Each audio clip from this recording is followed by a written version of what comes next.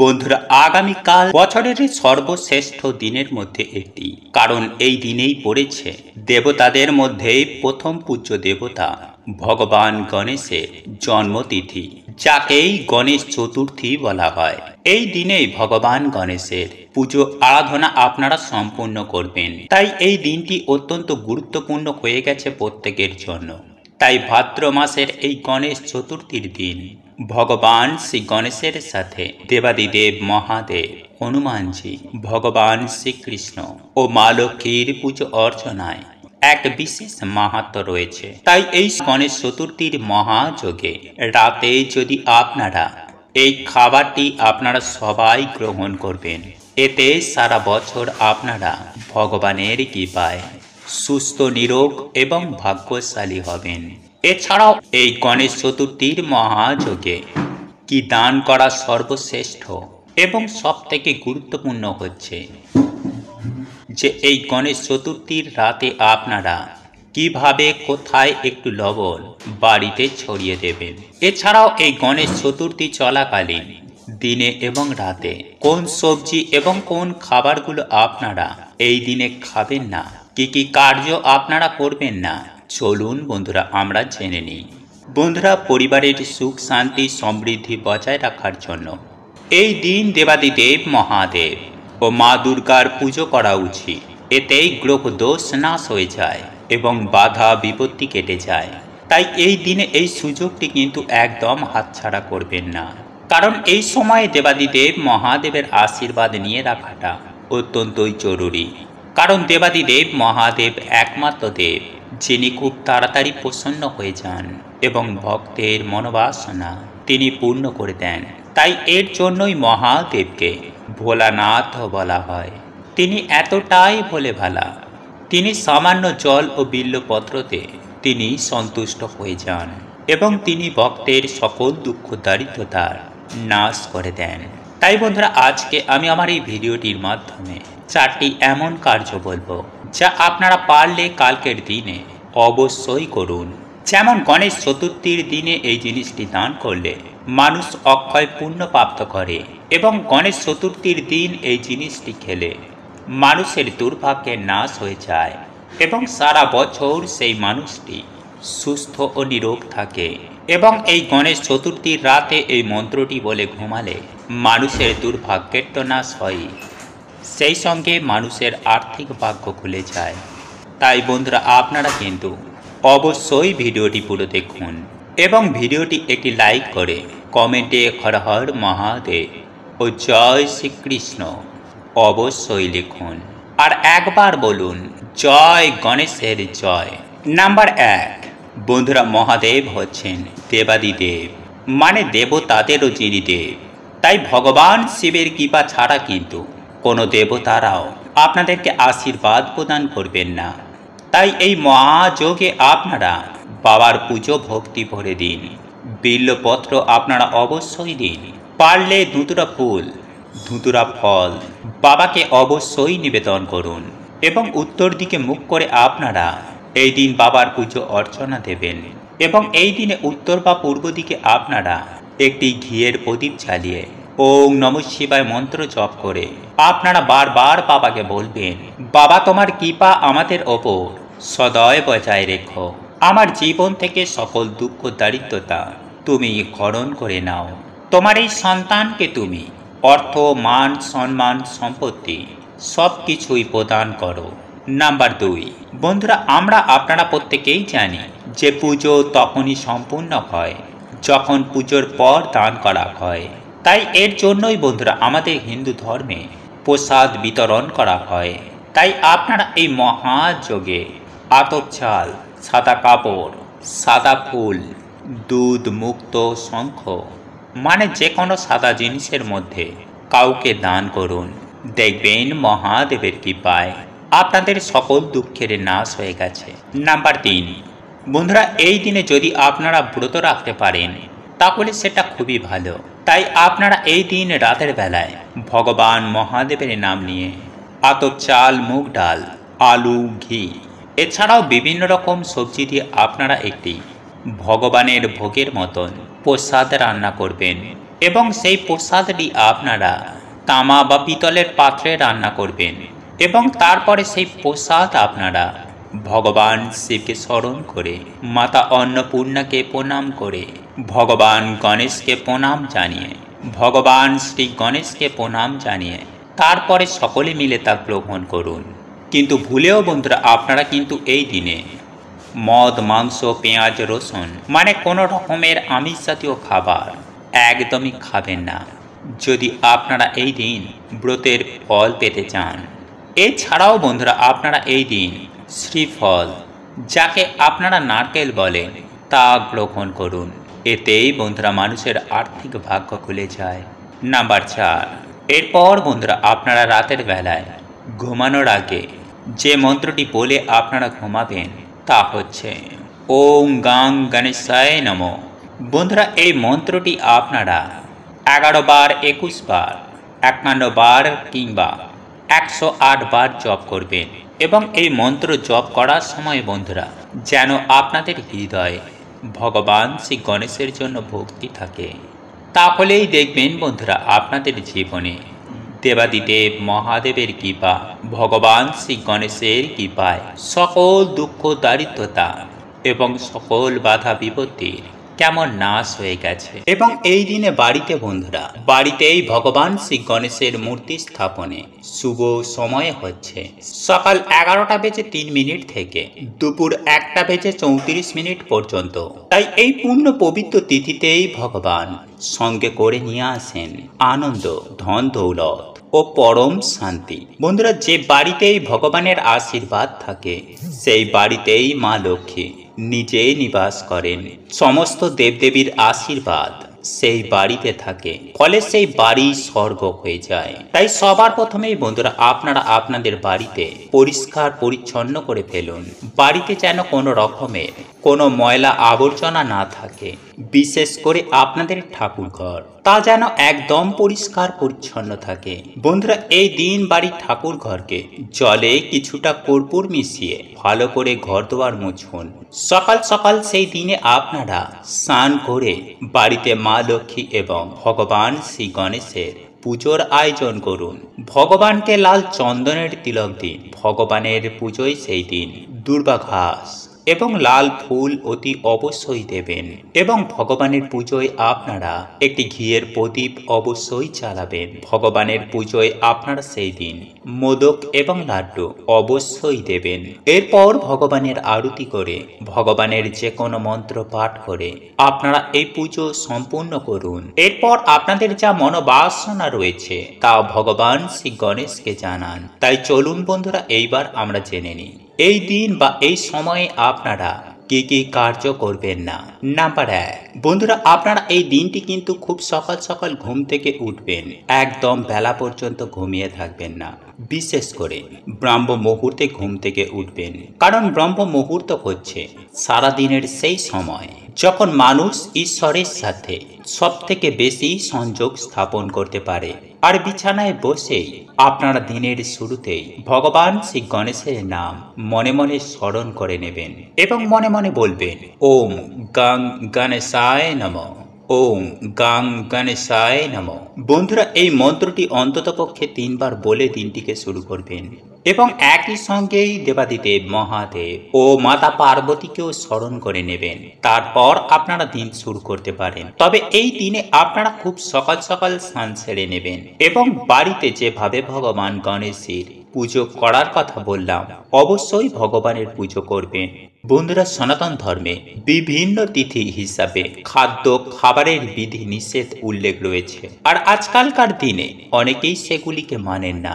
তাই সেই সকল মানুষজন অক্লান্ত কঠোর পরিশ্রম করার পরেও জীবনে পর্যাপ্ত পরিমাণে আয় উন্নতি হয় না।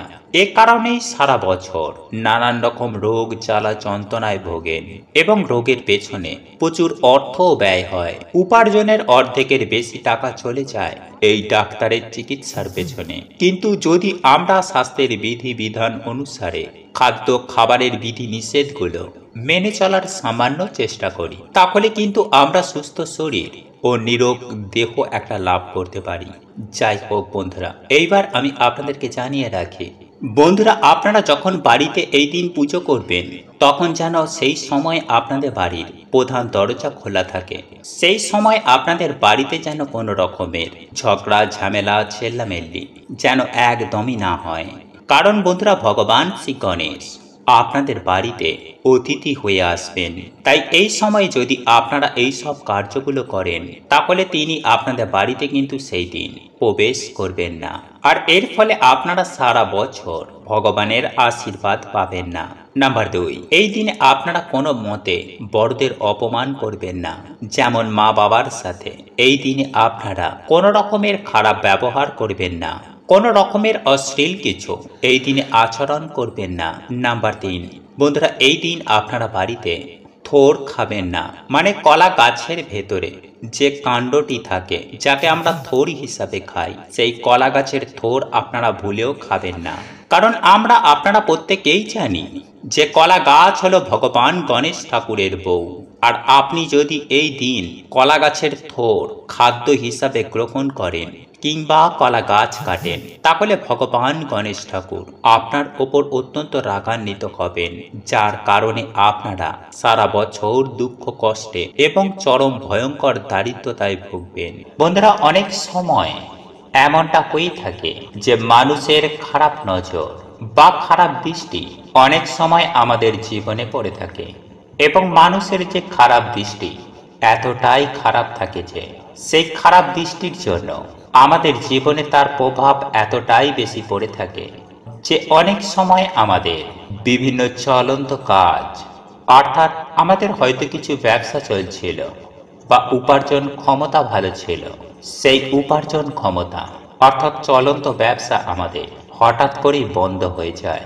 আর তার প্রধান কারণ হচ্ছে মানুষের খারাপ দৃষ্টির জন্য। এবং তার ওপরেও অনেক সময় এমন হয়ে থাকে যে কিছু খারাপ শক্তি বা অশুভ শক্তি বা নেগেটিভ এনার্জি আমাদের জীবনে তথা আমাদের পরিবারে এতটাই পড়ে থাকে যার দরুন পজিটিভ শক্তি বেড়ে উঠতে পারে না, আর সেক্ষেত্রেও আমাদের বাড়ির আয় উন্নতি হয় না। হ্যাঁ বন্ধুরা, সেই সকল বাড়ির কোনো মানুষ সফলতা পায় না, আয় উন্নতি করতে পারে না, কর্মক্ষেত্রে সাফল্য আসে না, বিভিন্ন জায়গায় তারা বাধার সম্মুখীন হয়ে থাকে। আবার অনেক সময় এমনও হয়ে থাকে যে না বলা এমন কিছু ছোট ছোট বাধা আমাদের জীবনে চলে আসে যার দরুন আপনার জীবন একেবারে ছাড়খাড় হয়ে যায়। অর্থাৎ আপনি কি করবেন কি করবেন না সেটাও ভেবে উঠতে পারেন না। আর এই সকল কিছু হয়ে থাকে অশুভ শক্তি, নেগেটিভ এনার্জি এবং লোকের খারাপ দৃষ্টির জন্য। কারণ আপনারা প্রত্যেকেই জানি যে গাছের ছাই আর মানুষের হাই এতে কোনোদিন ভালো হয় না। বন্ধুরা, আপনারা একটু লক্ষ্য করে দেখবেন কোনো গাছের ছাওয়ায় ছোট চারা গাছ বেড়ে উঠতে পারে না। আবার দেখবেন মানুষের হাই হুতাশে কোনো মানুষের আয় উন্নতি হয় না। যাই হোক বন্ধুরা, একজন মানুষের ভাগ্য অনেকটা নির্ভর করে তার ওপরে থাকা শক্তির জন্য বা তার বাড়িটিতে থাকা, অর্থাৎ যে বাড়িতে সেই ব্যক্তি থাকে কিংবা যে জায়গায় বসে সেই ব্যক্তি কাজ করছে, সেই ব্যক্তি কাজই করুক বা ব্যবসাই করুক, সেই জায়গাতে কতটুকু পজিটিভ এনার্জি আছে এবং কতটুকুই নেগেটিভ এনার্জি আছে তার ওপরে তার ভাগ্য, সেই ব্যক্তির উপার্জন এবং সঞ্চয় এই সমস্ত কিছুই নির্ভর করে থাকে। তাই হয়তো আপনারা অনেকেই দেখেছেন যে কোনো ফাঁকা স্থানে কোনো ব্যক্তি গৃহ নির্মাণ করার আগেও সেই জায়গা ভালো করে বাস্তুশাস্ত্র মতে পরীক্ষা করে দেখে নেওয়া হয় যাতে পরক্ষণে কোনো অসুবিধায় না পড়তে হয়। যাই হোক বন্ধুরা, আমি আশা করি আপনারা অসুবিধার বিষয়গুলি ভালোভাবে বুঝতে পেরেছেন। আর এই উপায় বা ক্রিয়াটি আপনাকে করতে হবে। আর এই সকল সমস্যা থেকে বেরিয়ে আসার জন্য আপনাকে এই উপায় বা ক্রিয়াটি করতে হবে বিশ্বাসের সহিত, এবং এই উপায়টি করতে হবে লবণ দ্বারা। বন্ধুরা, আপনারা প্রত্যেকেই জানি যে লবণ এমন একটি জিনিস যা প্রত্যেক ক্ষেত্রে এর গুরুত্ব অতুলনীয়। সেটি রান্নার ক্ষেত্রে বলুন বা বাস্তুশাস্ত্র বা তন্ত্রশাস্ত্রে বলুন, সর্বত্রই এই লবণের গুরুত্ব অপরিসীম। বন্ধুরা, এই লবণ দ্বারা জীবনের অনেক সমস্যাকে সুনিশ্চিতভাবেই সমাধান করা যায়। আর এই লবণকে বিভিন্ন তন্ত্রবিদ্যাতেও ব্যবহার করা হয়। কারণ এই লবণের মধ্যে আছে অনেক শক্তি, বিশেষ করে নেগেটিভ শক্তিকে দূর করার জন্য, অর্থাৎ অপশক্তি, নেগেটিভ শক্তিকে, অশুভ শক্তিকে দূর করার জন্য এই লবণকে ব্যবহার করা হয়। বন্ধুরা, এই লবণের ব্যবহারে সেই অশুভ শক্তিগুলি একেবারে ছটপটিয়ে ধ্বংস হয়ে যায়। তাই এই উপায় বা ক্রিয়াটি আপনাদেরকে লবণ দ্বারা করতে হবে। আর যদি আপনার বাড়িতে বাস্তু দোষ থেকে থাকে, তাহলে সেক্ষেত্রে আপনার বাড়ির যেখানে বাথরুম রয়েছে সেইখানে একটি বাটিতে করে একটুখানি লবণ রাখবেন এবং সেই লবণটি কিছুদিন রাখার পর আপনারা আপনাদের বাথরুমের যেখান দিয়ে জল বেরিয়ে যায় সেইখানে লবণটিকে ফেলে দেবেন। আবারও পুনরায় কিছুটা ওই বাটিতে লবণ রাখবেন। বন্ধুরা, বাথরুমে যদি লবণ রাখা হয় তাহলে শাস্ত্রমতে মনে করা হয় যে বাড়ি থেকে অনেক উপকার, বাস্তু দোষ দূর হয়ে যায়। বা স্নান করার সময় যদি কোনো ব্যক্তির ওপর, অর্থাৎ যে সকল ব্যক্তিরা ভেবে উঠতে পারে না যে আমি কি করব না, তার অর্থাৎ যে সকল ব্যক্তির মন চঞ্চল, মন খারাপ হয়ে থাকে সদা সর্বদাই, কোথায় যাবে, কি করবে, বিভিন্ন ধরনের চিন্তায় মগ্ন থাকে এবং যার ফলে সেই ব্যক্তির মন এতটাই খারাপ হয়ে যায় যে কোনো ক্ষেত্রেই তার মন বসে না, সেই ক্ষেত্রে সেই ব্যক্তি যদি প্রতিদিন স্নান করার সময় এক চিমটি লবণ স্নানের জলে মিশিয়ে যদি সেই ব্যক্তি স্নান করেন, তাহলে সেই ব্যক্তির জীবনে থাকা অশুভ শক্তির প্রভাব, অর্থাৎ যে সকল অশুভ শক্তি তার উপরে ভর করে আছে, বা সে যদি বুঝে উঠতে না পারে, কোনো কাজে যদি তার মন না লাগে, তাহলে সেক্ষেত্রেও সেই ব্যক্তি সুনিশ্চিতভাবে সুফল পাবে। বন্ধুরা, এছাড়াও আপনারা যদি জীবনে সুখ শান্তি সমৃদ্ধি পেতে চান, গৃহ থেকে বাস্তু দোষ দূর করতে চান, তাহলে যে কোনো দিন রাতে ঘুমানোর আগে কাঁচের গ্লাসে 1 গ্লাস জল নেবেন এবং তার মধ্যে কিছুটা পরিমাণ সামুদ্রিক লবণ সেই জলের মধ্যে ফেলে দেবেন এবং সেই জলটি আপনারা যেখানে ঘুমাবেন আপনাদের মাথার গড়ায় সেই গ্লাসটিকে রেখে দেবেন। তবে এমনই জায়গায় রাখবেন না যাতে ঘুমের ঘরে আপনাদের হাত লেগে সেই জলটি পড়ে যায়। তাই এমনই ভাবে রাখবেন যাতে গ্লাস এবং গ্লাসের জল সমস্ত কিছুই অক্ষত অবস্থায় থাকে। বন্ধুরা, এটি রাখার পর আপনারা ঘুমিয়ে যাবেন। তারপর পরদিন সকাল সকাল ঘুম থেকে উঠবেন এবং আপনার পরিবারের যে ব্যক্তি আপনাদের প্রধান দরজা খোলে সেই ব্যক্তিকে এই গ্লাসের জলটি নিয়ে আপনাদের প্রধান দরজার চৌকাঠে ঢেলে দিতে হবে, অর্থাৎ ভালোভাবে চৌকাঠটি ধুয়ে দিতে হবে। বন্ধুরা, এর ফলে সুনিশ্চিতভাবে আপনাদের বাস্তু থেকে বাস্তু দোষ দূর হবে এবং প্রচুর অর্থ আসবে।